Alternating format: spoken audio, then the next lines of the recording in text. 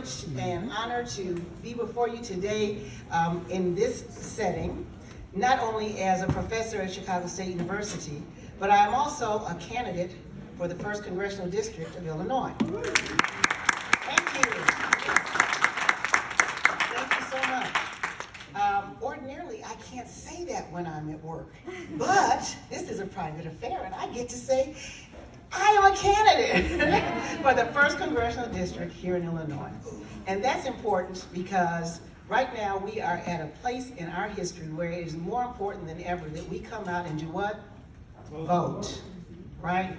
We know that we have people in our history who have died for that very, very right, just to go to the polls. But right now we're coming up on our midterm election. And if anyone is listening to the news, you've probably been listening to those Republicans saying that we've already won the House because it's a midterm. We're getting ready to take over the House. What happens when that happens? We have to go out and stop them. And I'm calling on each and every one of you to do your part to come out and stop that thinking because we're going to take over. Now we're here today for what? Yeah, thank you. Oh, look at there. We are here to take over, and that's absolutely the truth. One of the reasons that I began to run is because of the social inequity in many of our communities. And as I was looking into what we could do to fix it, the natural answer was right before our eyes, and it's the reasons that we're all here today. It's the cannabis industry. Thank you.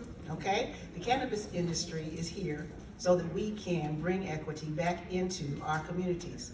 But it's not going to happen without us making an effort and stepping out, getting the education, being empowered, being engaged to come forth and take over this industry. And when I say take over, I'm not trying to be a radical. I'm just saying there's enough in this pot for everyone. However, if we will look around us, we keep talking about social equity because of the inequities, correct? Right? So we are going to be engaged. We, all of us, are going to be engaged. We are going to get educated, and we are going to be empowered to take the piece of the industry that is rightfully ours. Now, some of us would call that reparations. Don't say it too loud. Reparations? Okay, let's say it a little louder. So it's my opinion, and it's my belief, and once elected to Congress, I would be pushing for legislation that would ensure that we, the community, gets 33.33% of all revenues that come off of the sale of cannabis, once we make it federally legal, and you know we're headed in that direction, correct? So what are we gonna do with that 33.33%? We're gonna bring it back into our communities. We don't even have to say it's a community of color, we just say the impoverished communities that we want to help create equity in. Is that correct? Yes. Where does it end up if we ask for that? In our community, right? We don't have to put color on it, right? We don't have to put color on it because it's not about color at this point, unless the color is green. So here we are. What I know is, and I've been learning as I've gone through this process, hemp heals, right?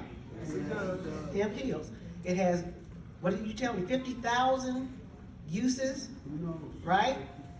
Hemp heals. Why can't it not just heal our body? Let's use it to help heal our country. Okay? Let's use hemp to help heal our country. So thank you so much for offering me this opportunity to stand before you.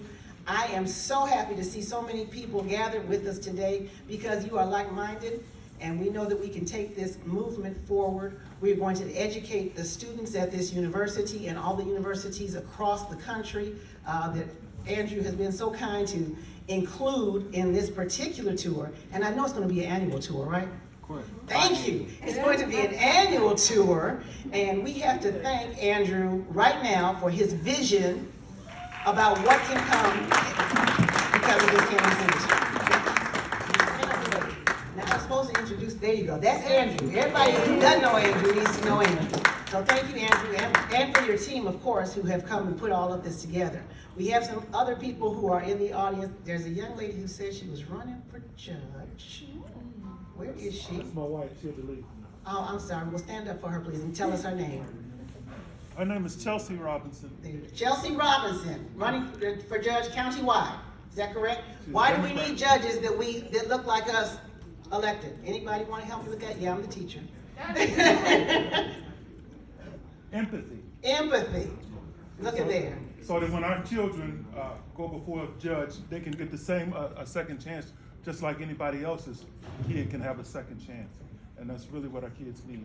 Absolutely. Did everybody hear that? Yes. So empathy. Thank you so much. So we're standing here today, and who's going to be confirmed today? You know, I get all excited just to say her name. Ketanji Brown Jackson, everybody. Thank you. She is getting confirmed today. And a young lady out there told me they think they're just getting one person on the minority side on that Supreme Court, but God and one person is a what? Majority.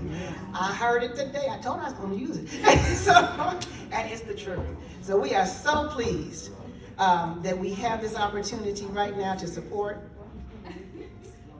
Chelsea Robinson. I'm so sorry.